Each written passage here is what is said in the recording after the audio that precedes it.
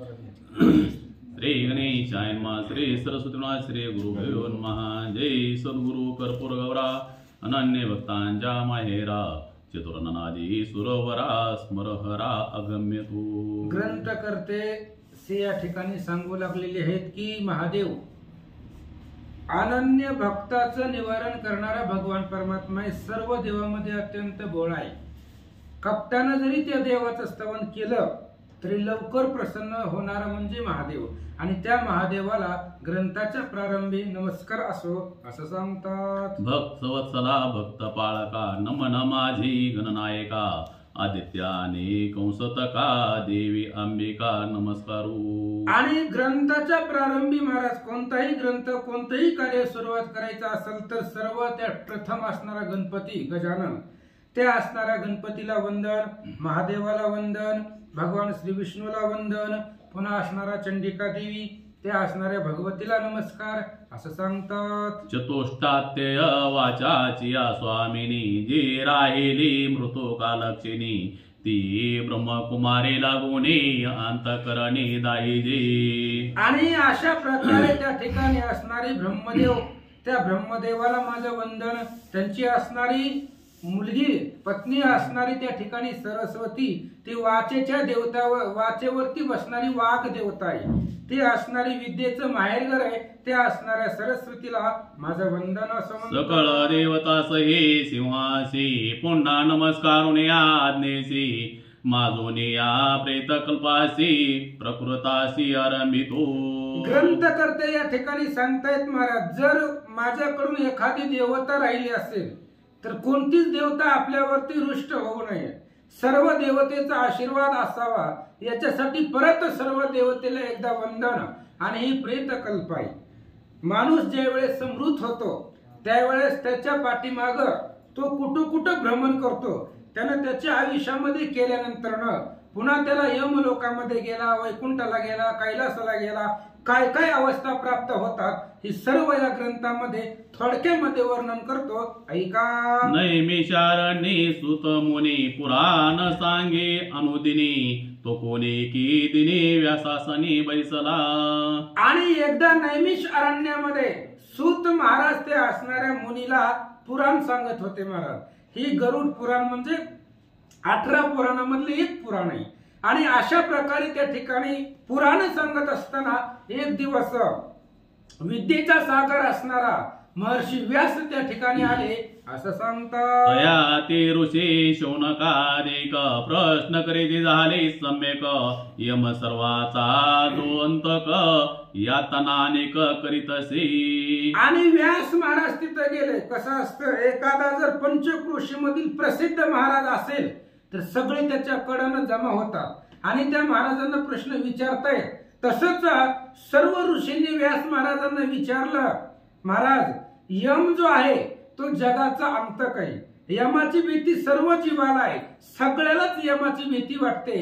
मग त्या यमाची कथा किंवा मृत्यूच्या नंतर काय होत आहे ही सगळी कथा आम्हाला सांगा असं ऋषीवर्य व्यास महाराजांना बोलतात. तयाच्या लोकांचा विस्तार आणि जीवांचा आचार देह त्या गेल्या कर्म प्रकार कैसा नर जीव भोगीतसे. आणि त्यावेळेस महाराजांनी विचारलं व्यास महाराजांना, एखादा जर माणूस मृत्यू पावला तो यमलोकामध्ये जातो आणि तिथे गेल्यानंतर त्या यमलोकामध्ये किती दिवस वस्ती करतो, तिथं तो किती दिवस राहतो आणि तिथं गेल्यानंतर त्याला काय काय त्या ठिकाणी प्राप्त होतंय, नवे नवे त्याच्या असणाऱ्या जीवनामध्ये त्याच्या कर्मभोगा प्राप्त न. कारण एक सांगतो महाराज, देवापाशी कितीही मोठा वशिला असू द्या पण कर्मापासून कोणीच सुटला नाहीये. कर्माला कोणालाच सोडवता येत नाही महाराज. ब्रह्मादी असू द्या, महादेव असू द्या, विष्णू असू द्या, कर्मापासून सुटका नाही पण त्याला ते भोगावंच लागतं. मग त्या पद्धतीनं त्याची काय अवस्था होते आम्हाला सांगा असं विचारतात. अध्यांत निरोपण पुराण संज्ञा संक्षेपान आम्हा सर्वांचे कथन एकीकडून यापैकी जे. आणि त्यावेळेस ती सगळी सविस्तर कथा आम्हाला सांगा.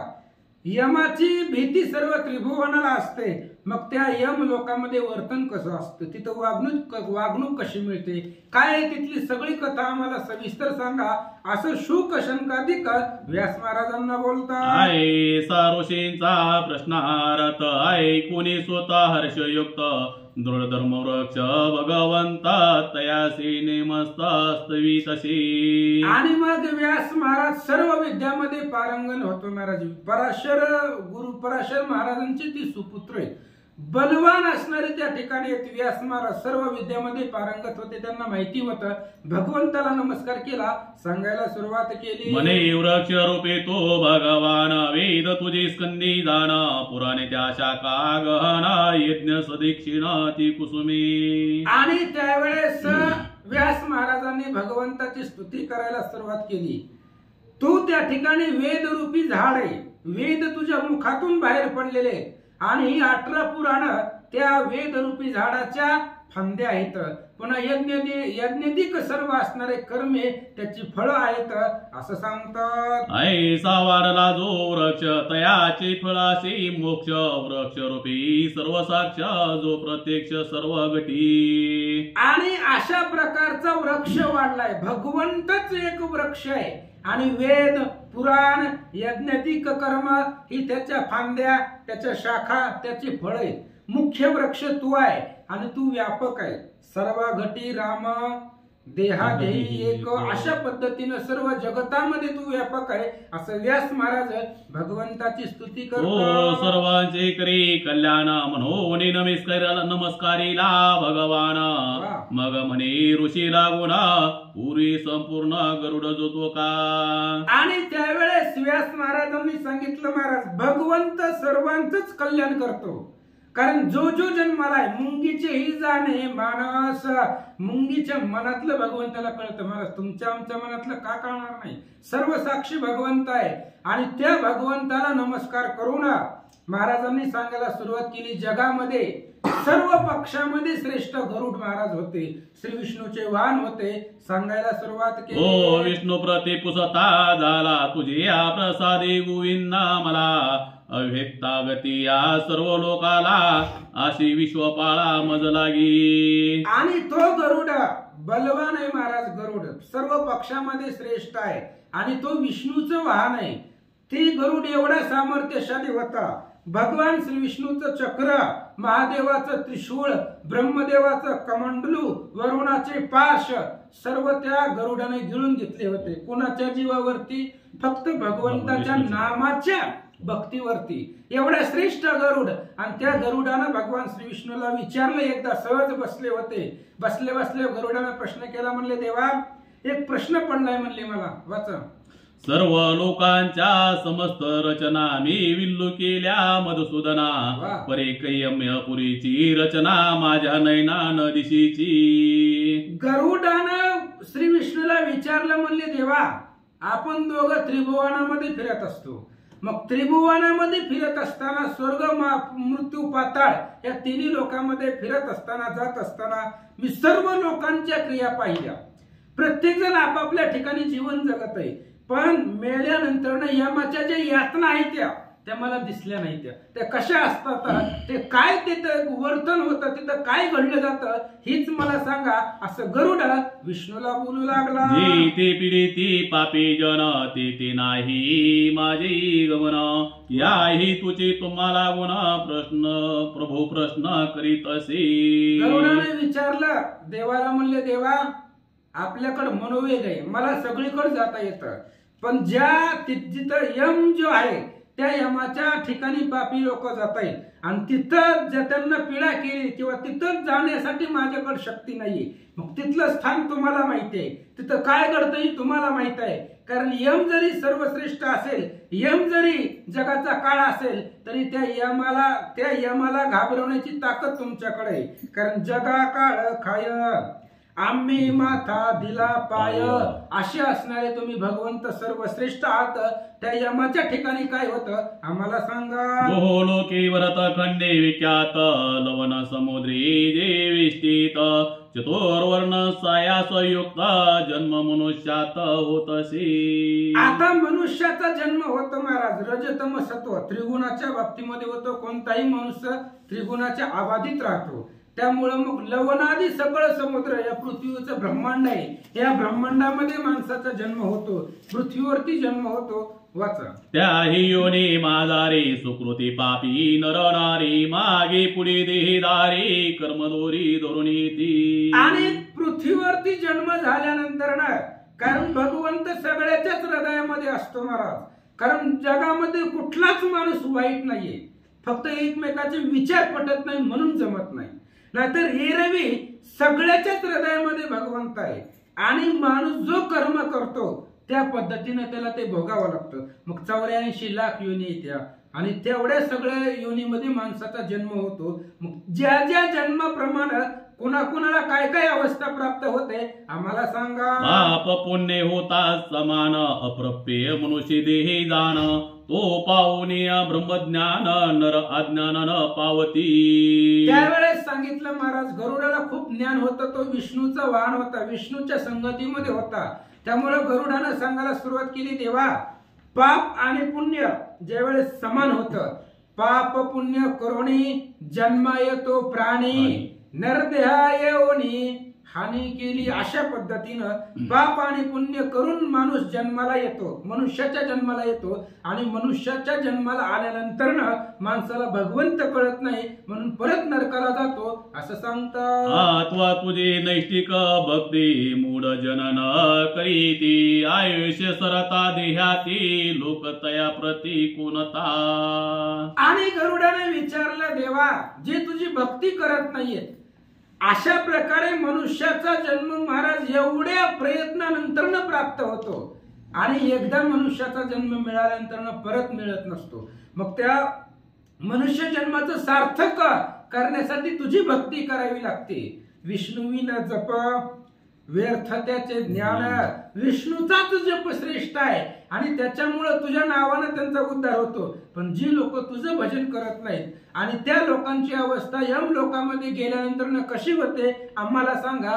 गरुड महाराज विचारतात. मेल्यावर प्राणी समस्त यानंतर करावी काय करते अधिकार कोणाशी असत क्रिया समस्त करावया.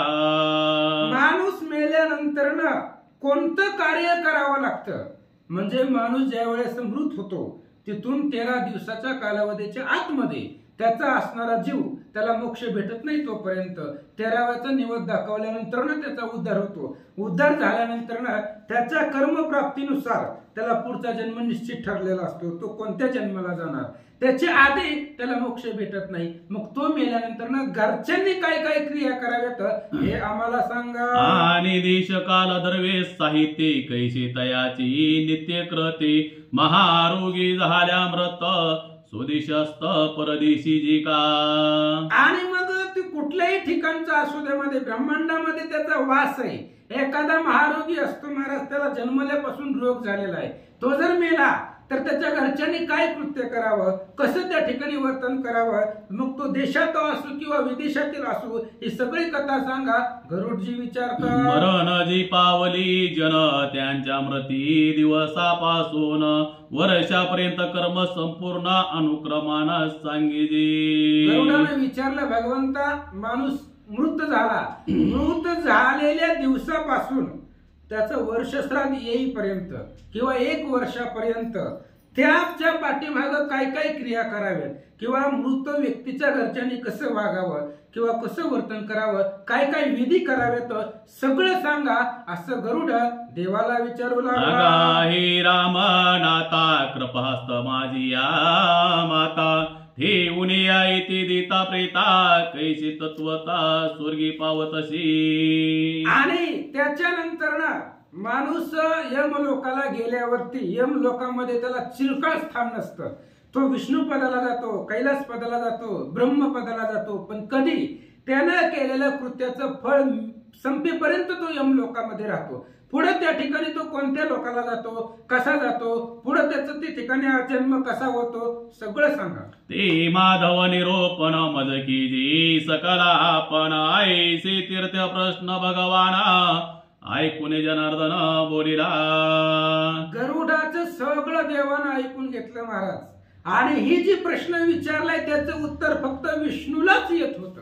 इतरत्र कोणालाच ते जमणार नव्हतं सांगायला. कारण यम लोकांमध्ये गेल्यानंतर काय होतंय हे दुसरं कोणालाच कळत नाही महाराज. तिथं सगळं गुप्त असतं. त्या ठिकाणी त्याच्या पाप पुण्याच्या त्या ठिकाणी त्याला भोगावं लागतं. एक विष्णू सर्वश्रेष्ठ जाणणारा होता म्हणून देवानं गरुडाला सांगितलं, गरुडा तिथं काय घडतंय यम लोकांमध्ये सगळं सांगतो, सविस्तर सांगतो, पहिल्यापासून सांगतो, ऐका. वैन ते या भाग्यवंता ऐके सर्व यथार्था. जे तो पुसिले कश्यप सुता ते तत्वता तुझ कती तू. आणि विष्णूने सांगितलं, गरुडा तू भाग्यवान आहेस. कारण हे आजपर्यंत कुणीच ऐकलेलं नाहीये. ही कथा कोणालाच माहिती नाहीये. तू भाग्यवान आहे म्हणून तुला सांगतो. कश्यपाचा तू मुलगा आहे, त्या ठिकाणी विनीतीचा सुपुत्र आहे, बलवान आहे, भाग्यवंत आहे. जरा लक्ष देऊन ऐक. विष्णू बोलू लागले, श्रद्धाचे भेद तीन असती नव आणि नव मिश्र म्हणती. तिसरे पुराण निश्चिते श्रद्धा पद्धती ऐशा त्रिधा. आणि माणूस मेल्यानंतर ना त्याच्या वर्ष श्राद्ध पर्यंत तू विचारले. मग त्या वर्ष श्राद्धापर्यंत सांगतो. श्रद्धाच्या 3 प्रकार असतात. एक त्या ठिकाणी नव म्हणतायत, नवमिश्री आणि पुराण. अशा प्रकारच्या 3 पद्धती असतात. 3 पद्धतीमध्ये श्राद्ध घातलं जातं. आता 3ही पद्धती सविस्तर सांगतो, ऐका. मृती दिवसापासून 10 दिवसापर्यंत जाण नव श्राद्ध नामाभिधान ऋषी सज्ञान बोलती. श्री विष्णूने सांगितलं असं ऋषींचं म्हणणं आहे. माणूस मृत झाला तिथून 10 दिवसापर्यंत हे नवीन नवीन त्या ठिकाणी असणारं श्राद्ध 10 दिवस घातले जातं त्यांचं. म्हणून त्यांना नवश्राद्ध. मग असे 3 जे प्रकार श्राद्धाचे सांगितले त्यातले नवश्राद्ध असं म्हणतात. जन्मल्यापासून 9 दिवसापर्यंत जे पाळलं जातं त्याला नवश्राद्ध शब्द आहे असं ऋषींनी सांगितलंय. असं विष्णू महाराज बोलतात. एकादश दिवसापासून होई सर्प प्रमाण तोय ती श्रद्धे नवमिश्र संपूर्ण श्रद्धे पुराण यानंतर. आणि 10व्या दिवसापासून 13व्या दिवसापर्यंत त्याला त्या ठिकाणी नवमिश्र श्राद्ध म्हटलं जातं. आणि पुराण श्राद्ध जे आहे ती 13 दिवसापासून पुढं असं सांगतात. चतुर्दश लोका माझारी भूलोक श्रेष्ठासी भारी त्याही माझे आपण अंगारी जंबूद्वीपा धात्री अतिउत्तम. आणि या ब्रह्मांडामध्ये 14 लोक आहेत. 14 भुवन आहेत, 14 लोक आहेत. त्या 14 लोकांमध्ये 14 ठिकाणामध्ये हे जी काही जगत आहे, त्रिभुवन आहे किंवा ही पृथ्वी आहे, पृथ्वी श्रेष्ठ आहे. त्या पृथ्वीमध्ये जम्बूद्वीप श्रेष्ठ आहे. जम्बूद्वीप म्हणजे भारत. हे असणारं त्या ठिकाणी उत्तम, त्या ठिकाणी पवित्र धाम आहे, संतांची भूमी आहे असं या ठिकाणी ग्रंथकर्ते सांगतात. त्या सप्तद्वीपांत भरतखंड जी अति विख्यात त्याही माझे वर्षभरात त्रिलोक विख्यात अशी पै. आणि अशा प्रकारे त्या ठिकाणी हे असणाऱ्या पृथ्वीवरती सप्तद्वीप आहेत. आणि त्या सप्तद्वीपामध्ये त्या ठिकाणी असणारे इथंच त्रैलोक्य आहे.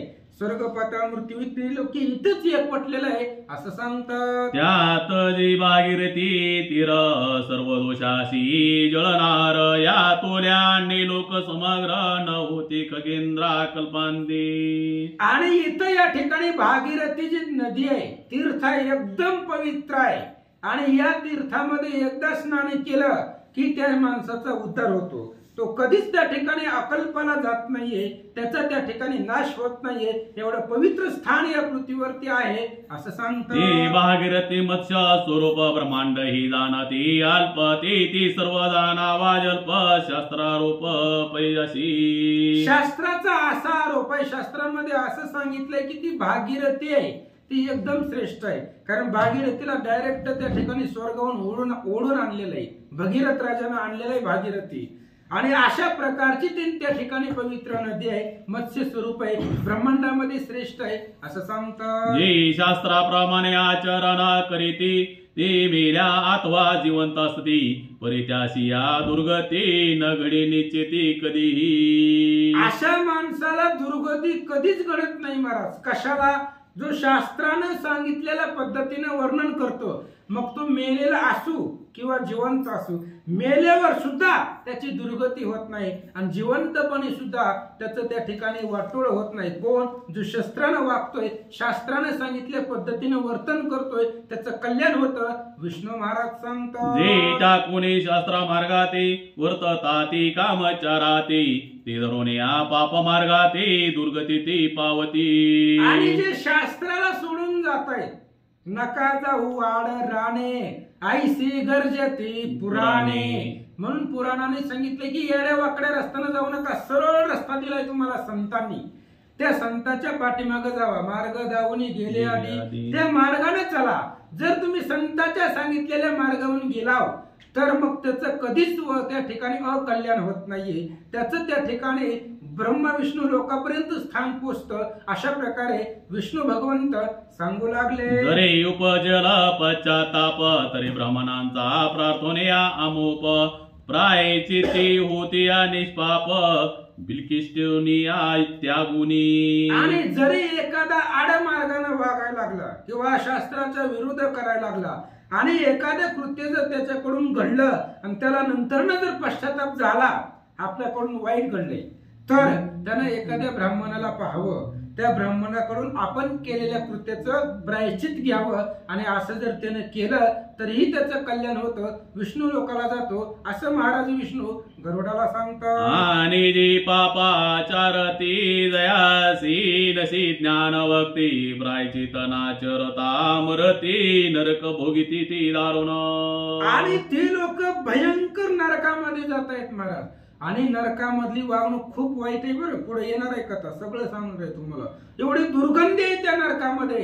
आणि जी लोक अधर्मानं वागतायत अशीच लोक नरकामध्ये जात आहेत. आणि अधर्मानं वागल्यानंतर एखाद्याला महाराजाला विचारून ते प्रायश्चित करत नाहीत, कधी सत्यानं वागत नाहीत, अशी लोक अकल्पपर्यंत नरकामध्ये राहतात, असं भगवंत सांगू लागले. निरय भोगिल्यावरी जन्म पावती पूर्व पापाची चिन्हे उमटती त्याची निशाणी तुझ प्रती ता पद्धती निरूपितो. भगवान श्री विष्णूने सांगितलं, गरुडा, अशी लोक नरकामध्ये जात आहेत, अकल्पपर्यंत नरक भोगतायत आणि नरक भोगल्यानंतर परत त्यांना जन्म प्राप्त होतो. आणि जन्मल्यावर सुद्धा पाठीमागच्या जन्मातलं त्यांचं पाप त्या जन्मामध्ये फिटलेलं नसतं, ते शिल्लक राहतं आणि पुढच्या जन्मामध्ये त्याला ते भोगावं लागतं, असं सांगतात. ज्याने पूर्वी मारिला ब्राह्मण आत्वा केला अपमान तो क्षयरोगी पावी दारुण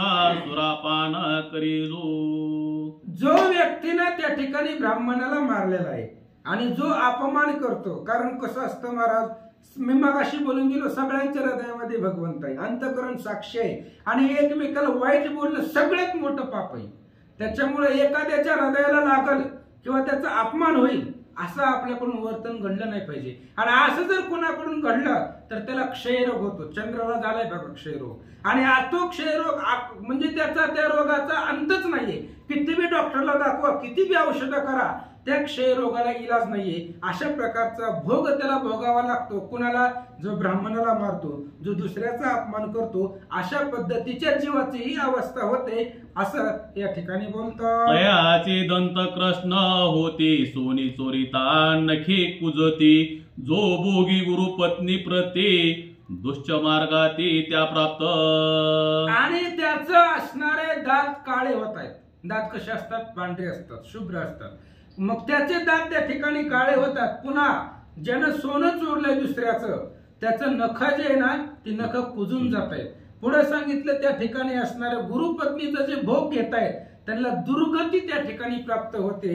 अशा प्रकारे सांगू लागले. आपण अथवा अनेक कोणी व्रती दिदली भ्रमणा लागोनी हरितासाठी या सहस्र वरुषी प्राणी कुर्मी योनी विष्टित पावी. आणि अजून आपल्यापैकी जर कोणी ब्राह्मणाला दिलं किंवा एखाद्याला दान दिलं तर ते दान परत माघारी घ्यायचं नसतं.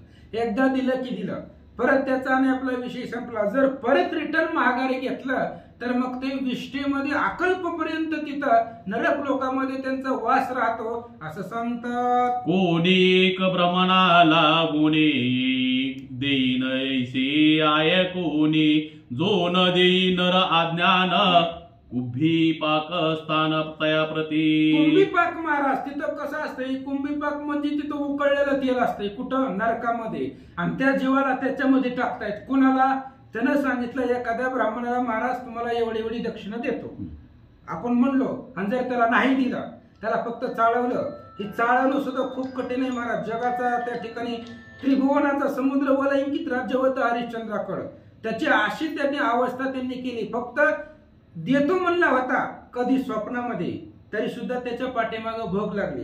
एखाद्याला जर आपण देतो म्हटलं तर त्याला ते द्यावं, जर त्याला नाही दिलं तर नरकामध्ये त्याला कुंभीपाक भोगावा लागतो असं सांगतात. ऐसे अनेक नरक भोगेल्या वरी जन्मोनी होई दरिद्री. या स्तव पीडित चतुरी यौवन परवी गोदान कीजे. आणि अशा पद्धतीनं एवढा नरक भोगल्यानंतर बघा त्या माणसाला काय काय त्या ठिकाणी भोगावं लागतं. नरकामध्ये अकल्पपर्यंत राहावं लागतं, पुन्हा कुंभीपाकामध्ये त्या ठिकाणी वास करावा लागतो. आणि असं झाल्यानंतर सुद्धा परत त्याचा जन्म झाल्यावर सुद्धा ही पाठीमागची भोग त्याला त्या ठिकाणी भोगावी लागतात असं सांगतात. एका गोदाने निष्पाप होत हे अज्ञान पापांची प्रायचित.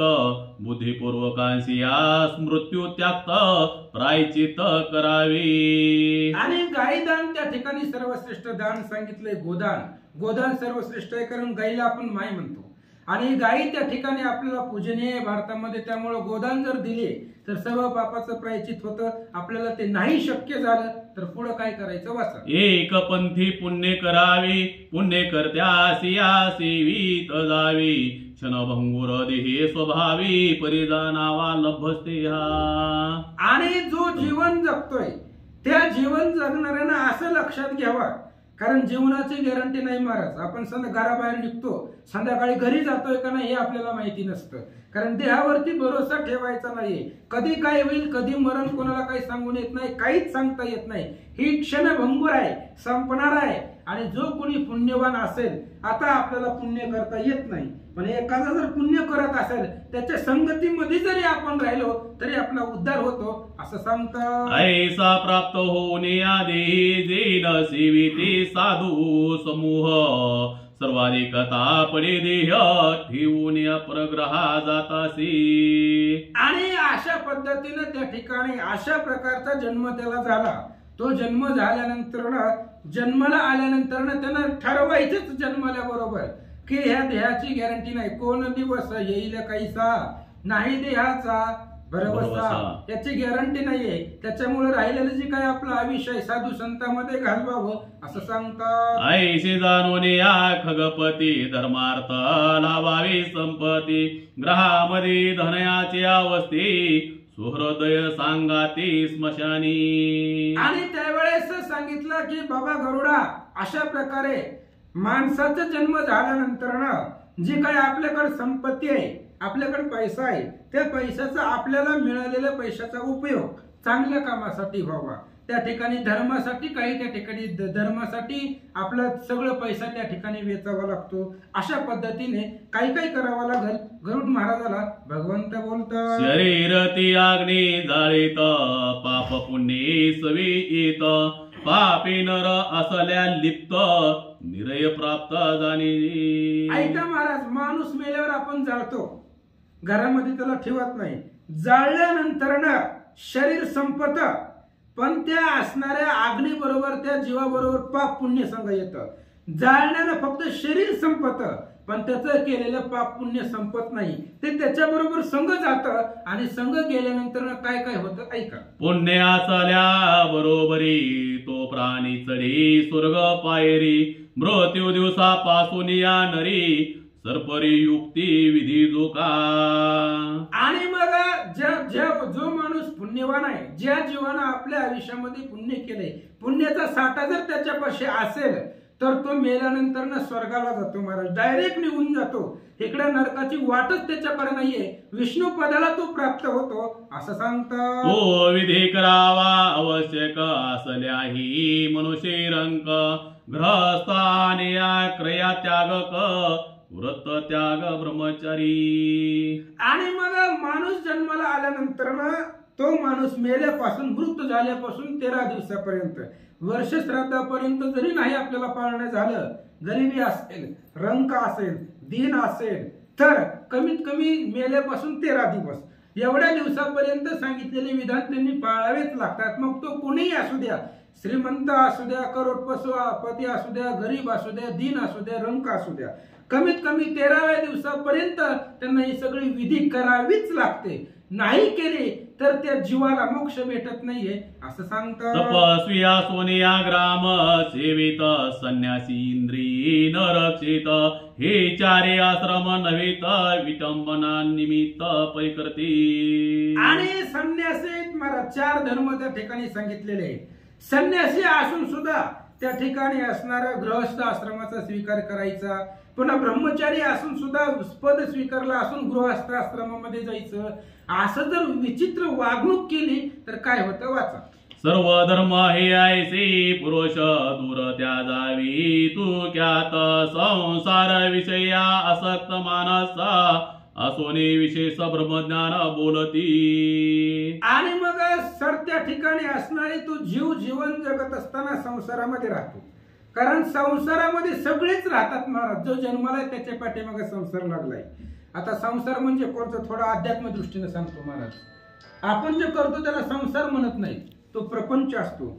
लग्न झाले की मुलं होतात, मोठी होतात, लग्न होतं, आपण मरतो. ही जी काही ह्याला संसार म्हणत नाही, ह्याला प्रपंच म्हणतात, ह्याला व्यवहार म्हणतात. मग संसार कोणता? ज्ञानेश्वर महाराजांनी सांगितलं अवघाची संसार सुखाचा करीना. मग ज्ञानेश्वर महाराजांनी कोणता संसार सुखाचा केला? तर संसार म्हणजे जन्म आणि मरण, याला संसार म्हणायचं. जन्म मरणाच्या आवर्ती बुडत होतो मारुती, ते तुवा लावणी श्रीराम भक्ती वानर पंक्ती उद्धरिल्या. अशा प्रकारचा जो संसार आहे, ह्या संसारामधून बाहेर पडण्यासाठी संसाराला आल्यानंतर, जन्माला आल्यानंतर भगवंताचं नावच भजन करावं लागतं असं विष्णू भगवंत सांगतात.